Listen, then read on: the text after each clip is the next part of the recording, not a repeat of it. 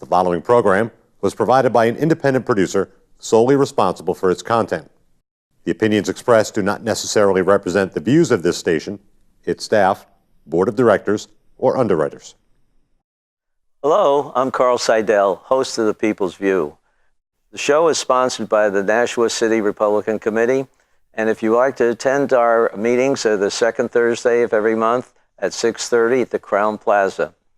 And if you want to find out more about our organization, you can go to nashuagop.org to see our website and learn about the events that we have. Welcome to The People's View.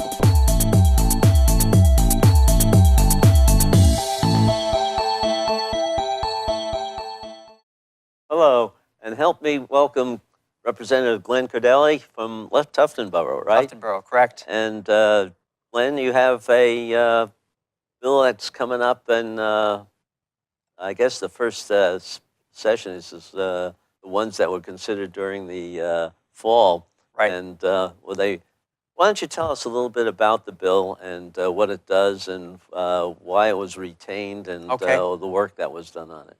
Thank you very much, and great to be with you today. SB 193 is the bill, and it establishes something called education savings accounts. Mm-hmm. This is a Senate bill. It made its way through the Senate, got passed by the Senate last year, and went over to our House Education Committee. I'm on House Education, and the committee thought that there was more work to be done on the bill, so they held it over for work during the fall.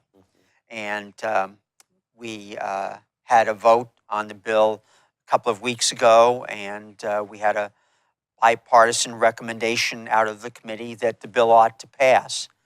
And so it will go to the full House right in the beginning of January for a vote. Mm-hmm. So we're working hard leading up to that point and trying to let people know about the bill. So I welcome this opportunity to be with you today. Good, good. Well, tell us how this whole thing works. Now, so it was retained, so these bills now have to be considered before we really get into any new legislation proposed. Correct. And so that'll be taken care of on the, was it the 3rd or 4th of January? Yes. And we'll vote on it. We have a lot of retained bills. Correct. Quite yes. a few. I understand there's a little bit over 100 bills that were retained by the House for work over the summer and fall. So January 3rd and 4th, I think, is the plan to try and take care of all those, or right, most of them anyway, before we start on the 2018 bills. And then we go into something new, and that's something we'll be talking about a little later. But tell us about why this came up and what effect it has on local schools. Great, thank you. Education savings accounts are really a new form of school choice. Mm-hmm. There have been similar programs that have been passed in 6 states at this point. And the concept is that similar to a health savings account, very similar to a health savings mm-hmm. account, and that if maybe a child is not doing well in their public school, the parent can elect to sign an agreement to take them out of the public school. And what would happen then is the money that would have gone to the student's school to educate that student from the state, just state funds, which are 26, 30% of the funds, mm-hmm. The rest are local funds. That money would go into a savings account for the child. And that account is controlled by the parents to provide what they feel are the best educational opportunities mm-hmm. for that child. And in the legislation, there are a whole list of allowable expenses. Uh-huh. And it's limited to use of the account on those expenses. Things like tuition for a private school, online courses, tutors, maybe if it's a special needs child, there might be therapies mm-hmm. That are needed for that child. So it's really up to the parents to customize the education for that child and to provide the best education opportunities for the child. Even great schools might not be the best fit for some kids. I know I had 3 kids, and they all went to public school, but I know one of them who was having difficulties and was really focused on arts and so forth.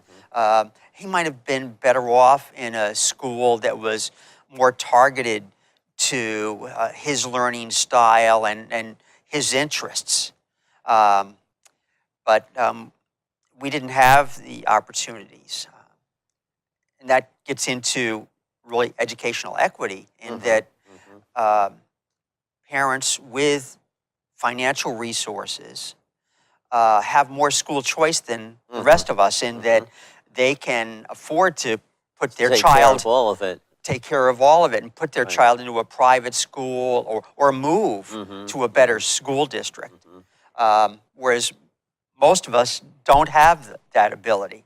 So this would give those parents the ability to provide a portion of the funds. Right. Yeah, the state money wouldn't cover full tuition at a private school, but it would be a portion of it and give them at least a better opportunity to find the appropriate education for their child. So it's looking at the child and what their needs are, and it's not one way of doing it that fits all the children that we have. That's right. It's not a one-size-fits-all type of model. And we already have in New Hampshire the Business Tax Credit Scholarship Program that you're probably familiar with. That was passed several years ago, in that businesses can donate to this scholarship fund and take an 85% credit to the business taxes that they would pay to the state. And that scholarship fund is used to provide scholarships to students, many of whom would be eligible for this education savings account. They could be eligible for both. They could, opportunities, depending on income completely levels. Separate. Yeah. And considered separately, I guess. Right. It's transparent as far as everybody who gets involved knows what's happening. That's right. And both are managed by a nonprofit scholarship organization that's been approved by the Department of Revenue Administration. And they work hand in hand with the Department of Education and would do similar for the SB 193 and the education savings accounts to the function that they're already performing for the Business Tax Credit Scholarship Program, and monitoring the use of those funds and monitoring how the kids are doing and working with the parents. So it's a model that's already in place to a degree that we're building on with these education savings accounts. So you're not going on new territories or anything? And was there a lot of discussion when the bills were heard during your fall? Good question. Yes, when this bill, SB 193, came to the House, the chairman of our education committee set up an hour or more for public hearing, but we drew such a large crowd that they had to move the hearing to the Representatives Hall that fits 400 people, and we filled up about half the hall, and some great testimony, and it was interesting because the people who spoke against the bill were basically superintendents and administrators. But the people who spoke in favor of this bill were parents. And some really heart-wrenching stories about struggles that they have gone through in their local public school, with their children And it's really hope that this will help those children, because really our responsibility, I'd say, is to try and help provide the best possible education for every child in New Hampshire. And so that's really the goal of this program. Did the principals or supervisors feel that they were losing money on this deal? Right. Yes, that was the main argument, which was the same argument, incidentally, that they raised when the Business Tax Credit Scholarship Program came into existence. And we've seen that nothing that they predicted happened, that there are still public schools in operation in New Hampshire. It isn't a catastrophe or disaster for the public school system. But based on that and some of the comments by our committee members, what we put into the bill was what we call a stabilization fund, so that if children leave for an education savings account and the state dollars that go with them is more than 1/4 of 1% of that district's budget, the state, yeah, it's not very much. The state would reimburse that district for anything over that 1/4 of 1%. So I looked at a current report that just came out today from the Josiah Bartlett Center. For any child over that 1/4 of 1%, this district would still get about $1,500 for that student from the state, even though the child is no longer in that school. I see. They don't have getting excess. Yeah, right. So the doomsday scenario is not likely to happen. So we're working hard to explain the bill to people, and I think as people understand it, it's gaining in popularity. As a matter of fact, last spring there was a poll done of New Hampshire residents, and they found that 71% of parents with children favored this program. Wow. So, and interesting for us, those people also said that if their state representative favored this program, they would be more likely to vote for that representative. I see. And since next year's an election year. That's right. People spoke. I understand this is really, too, a study for 5 years to see. Right. And then you reevaluate the results, I imagine. Correct. Yes. That's another thing we added to the bill this fall, was that it's basically a 5-year pilot program. And then at the end of the 5 years, we have established a legislative oversight committee who will be monitoring it throughout the 5 years. And at the end, they'll write a report with recommendations on whether the program should be continued or not, or modifications that might be necessary. And then at the end of the 5-year period, we could introduce legislation to extend the program or make it permanent with whatever changes are recommended. Well, you think the state is going more to looking at the student and their needs rather than trying to put it all in one package, because we're looking at charter schools that are good? Yes. I mean, we have 2 right here in Nashua that got national awards. We are looking at some of the problems that are coming from people who are graduating from some of our schools, and being deficient in reading, from what I've, a lot of people only have the 9th grade attainment, I guess you might say, in reading.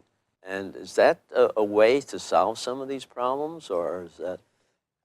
It's something that the Education Committee has been looking at, and within the past year have been working closely with the new Commissioner of Education, Commissioner Edelblut, looking at that because, as you say, remedial course requirements in college is way up, which is a reflection, I think, on what's happening in K to 12 education.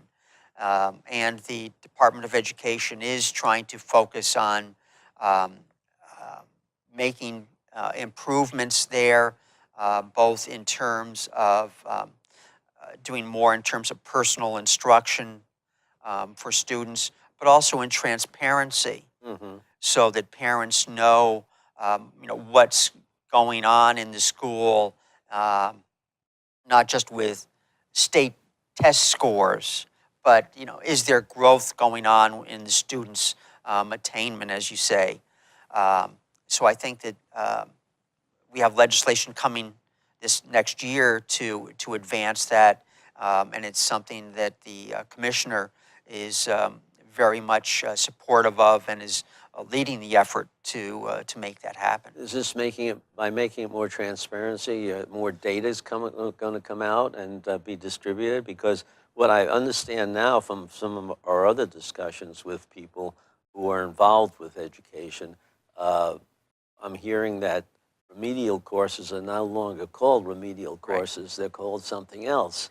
But still, they're essentially remedial work, and that the local boards of education aren't even getting some of the statistics as far as the accomplishments on the statewide tests. Right. Is that correct? Is your committee talking about that also? Yes, and I was part of a panel this fall, also working with the department and a number of different groups from around the state to look at, what type of information needs to be made available to the public about what's going on in the schools, the growth, as I mentioned, safety, and other types of information that will be made available, also on websites. Okay. So it'll be readily available to people. Sometimes looking at the Department of Education website now, it's not always very easy to find the information you want. So this should be a big improvement. So we're looking they'll forward have to more that. detail in it too and everything, Yes. so that you have a little better way of evaluating what is happening in your own town. Correct. I Yes. see. Okay. So we look forward to seeing more legislation from you too. Well, with the number of bills we have, I don't think we'll have any shortage of legislation in the near future. Going to have a busy committee then, huh? Yes. Very good. What do you think of the national evaluation? I understand some of not only the local schools, but colleges are getting reevaluated again. New England, is that right? You have anything to do with that? That's basically an ongoing process, and actually fits into this bill also, SB 193.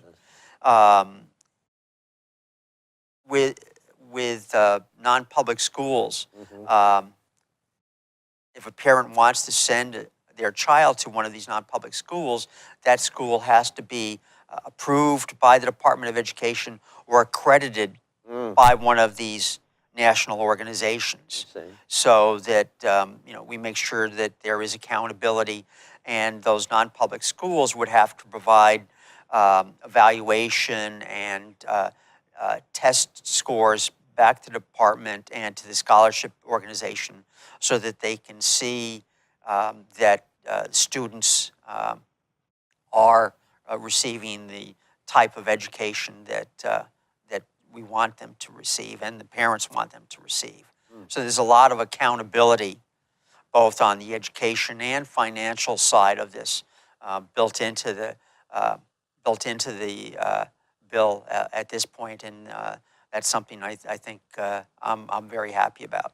Is there any resistance to that on the parts of the school administrations, or is it too much paperwork for them, or is it? No, I don't think so.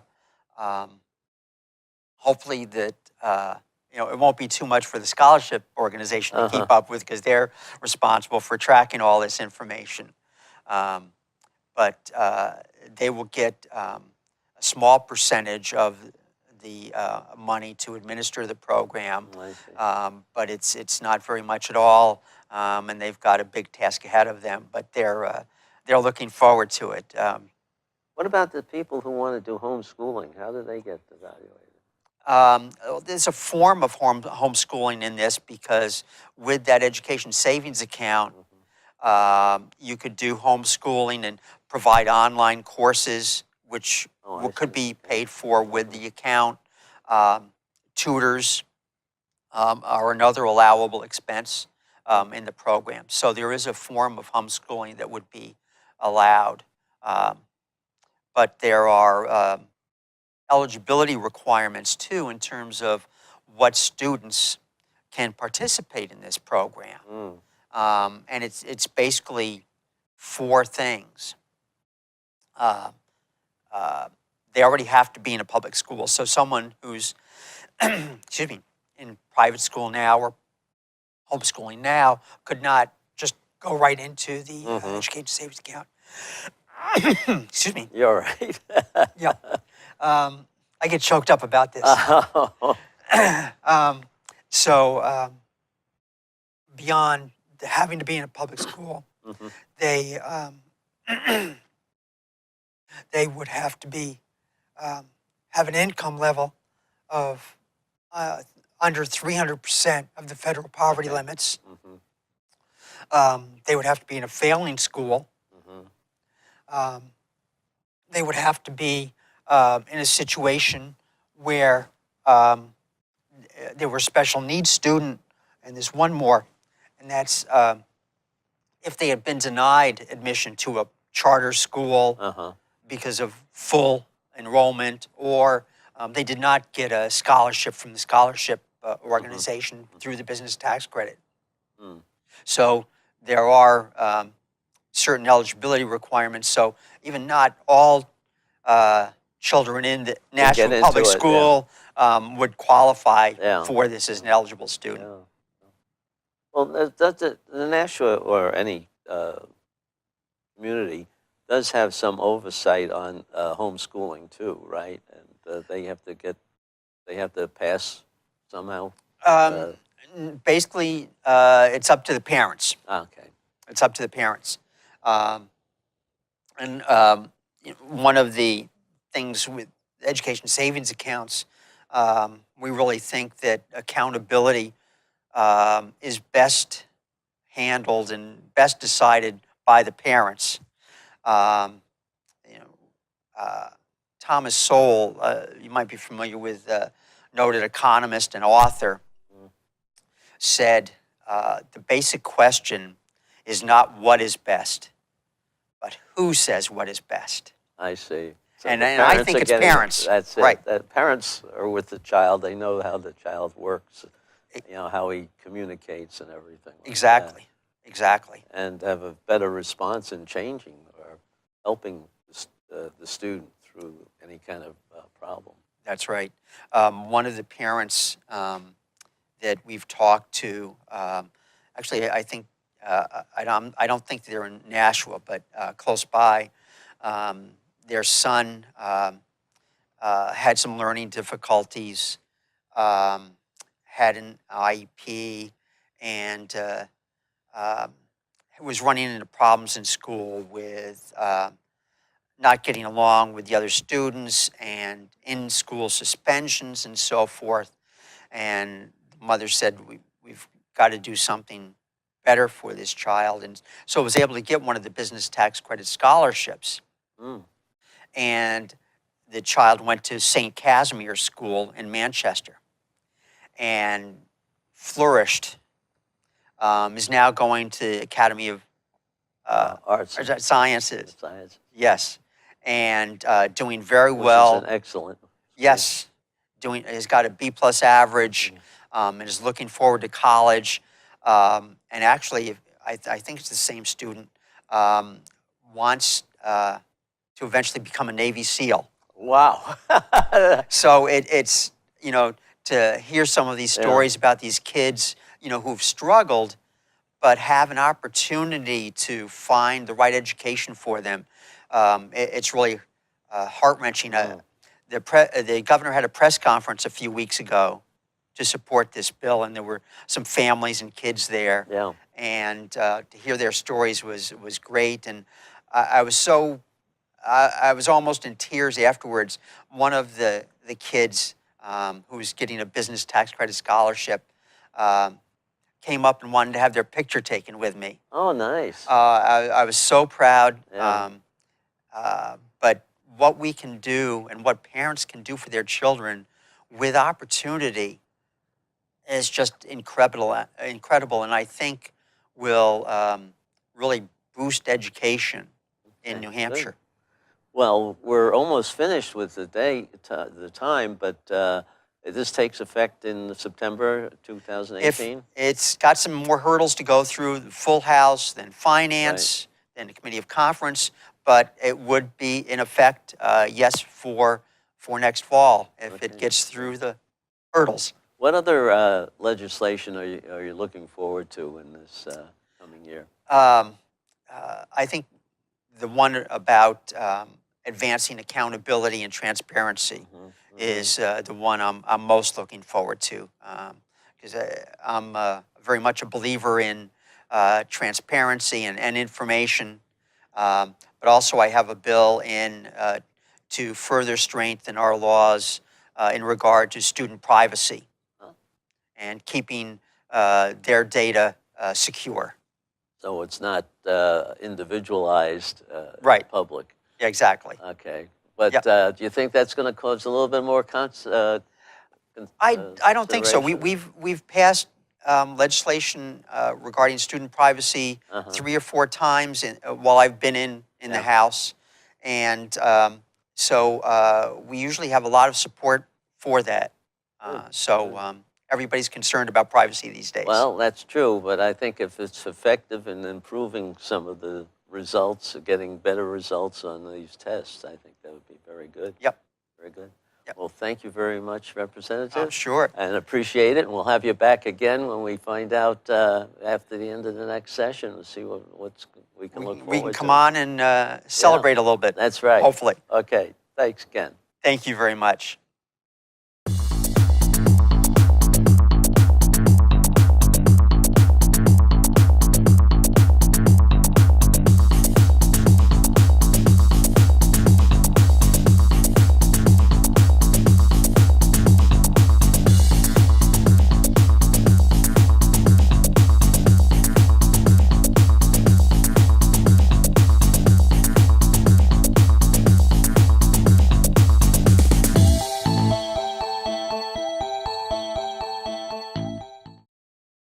The preceding program was provided by an independent producer solely responsible for its content.